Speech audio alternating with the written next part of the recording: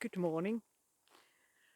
Very difficult to concentrate on making a video as it's the lingonberry season and there's nothing like the cool early morning lingonberries. Oh. Mhm.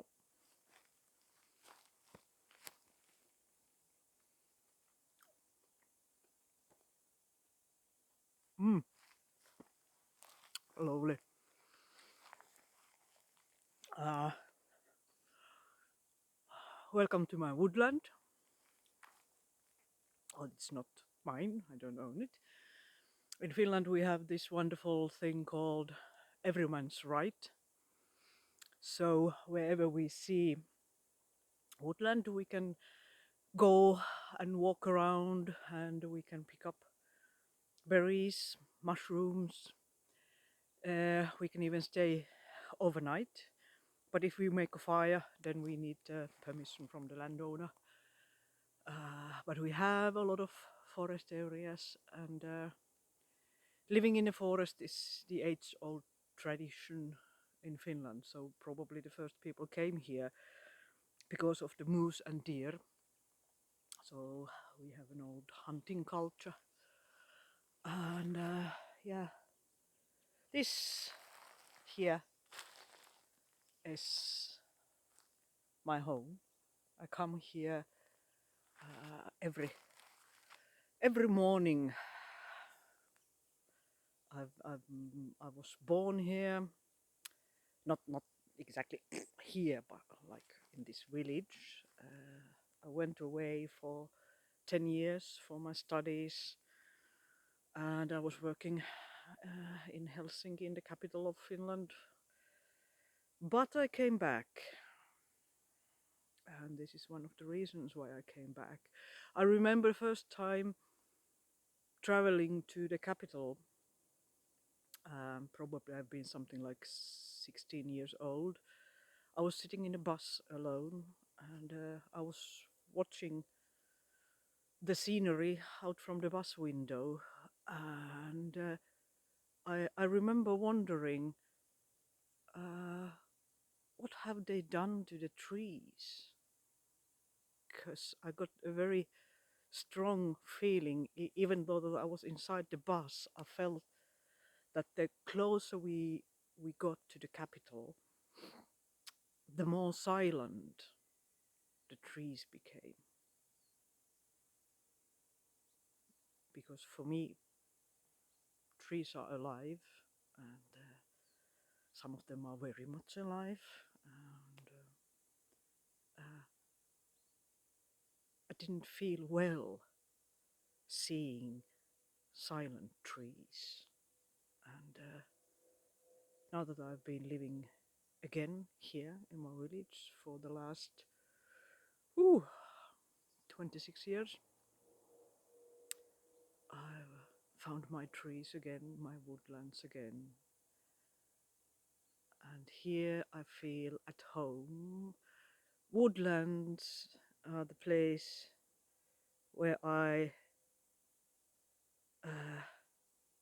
how could I say, the only place in the world where I don't feel awkward, because here I'm one of these creatures, unlike in the human society where I always feel like I should be something else, something more, something better, or something, having a label on my forehead. This person is whatever, an artist, storyteller, farmer, something. But here I can just be me, silly old me. In the old times, people used to say that woodlands have powers, and they meant that there are a lot of entities here, a lot of spirits. Um, I haven't found a good word in English.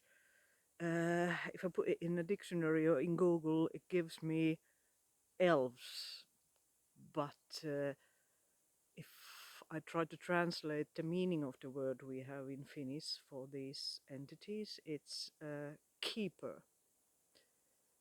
So everything has a spirit that is taking care of it. For example, there's that rock, it has a keeper. Uh, Lake has a keeper. If there's a mighty tree, it has a keeper. Houses have keepers, and they are there around. They take care of what's their job. And we who are visiting the premises, we need to be polite, ask permission if we want to kind of find mushrooms or we want to sit and have a rest on a rock. It's a polite thing just to say, may I? And when you've done your rest on a rock, it's a polite thing to say, thank you. And I think there is a great wisdom in that. So now that we are worried about the climate change, I think there is a connection between stories, keepers, and climate change. I try to make myself clear, which is very difficult because I'm not even clear in my own language, and using another language makes it even more difficult.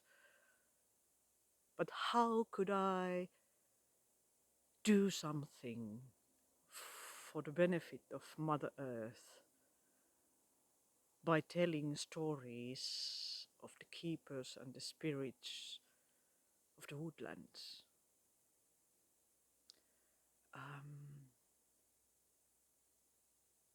The main words are holiness and respect. Because if I tell stories about my dear woodlands, and the people who are listening to me, if they get a little bit of the idea of the powers of the spirits of the woodlands, they might understand that this place is sacred. To me, this is a very sacred place, but it's not only the woodland here, it's the whole Mother Earth is a sacred place for me. Rivers, lakes, sea, mountains, grasslands, deserts, everything to me is a sacred place. And if something is sacred, then it's automatically respected. If I give an example, if you in Britain you have the Queen, we in Finland we have the President. They both have palaces, and if we could enter one of these palaces just by our own, so without the owner being at home, and we would be there just walking around the great halls and lovely rooms under the chandeliers on the fine carpets, would we leave candy wrappings or fag ends to the carpet, even though that the president or the queen was not there watching us? We wouldn't, because we respect somebody who is in a position of being a president or a queen. So we would automatically behave very well in their palace, even though we wouldn't see the owners. And if with my stories I could bring this respect for the spirits of the woodlands into the minds of the people, they would automatically start respecting the area and taking care of the area. As nowadays, when people talk about climate change, they are mostly using kind of a negative approach to people, that you should be better, you should do better, blame it on you. And as I've been working with animals most of my life, I know that the negative reinforcement is never as effective as the positive when you are trying to train somebody. So instead of trying to make people to take better care of the environment by using blame and guilt as tools, if we could plant the seeds of holiness and respect into the minds of the people by using stories, the effect would come automatically with joy. People would love to take care of their surroundings if they would think that this is the adobe of mighty, respectful spirits. Um, uh, that's about preaching, and a short story to end this lecture. Um, there are the maidens of the forest. They are daughters of the forest king and queen, and sometimes when hunters or woodcutters they stay overnight at the campfire, these maidens come. Sometimes they want to have company, sometimes they want to have some joy with the handsome men. But sometimes, if the winter is cold, they just come to warm up their hands. And that happened once to a man who was cutting wood in the forest, and it was a really, really cold night. So he made a fire, and when he was warming up his hands, on the other side of the fire came a beautiful woman, dressed in a lovely white dress, looked like made out of silk, really.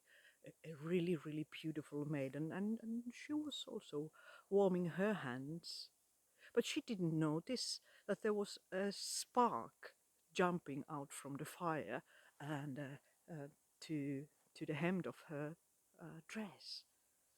But the woodcutter noticed that, and he said, "Maiden, maiden, be careful, there is a spark burning your dress." And, well, she managed to take the spark off, and she was so grateful to the woodcutter that she said that tomorrow in the morning I will send my best cow to you as a reward for what you did to me. And don't be afraid, just take it. It's yours. And the maiden disappeared. The man went into sleep. And in the morning, he continued his work. And what did he see? There was a huge bear coming on the path towards him. He was first frightened to death, but then he remembered the promise of the maiden that she will give her best cow as a reward for the kindness of the man. And he only had a small shotgun to shoot birds with, but he aimed and he shot, and the bear fell down, and the family of the woodcutter survived the winter by eating the flesh of that big bear. And it was how we are rewarded by the nature if we are showing kindness and respect. I'll go for some more lingonberry.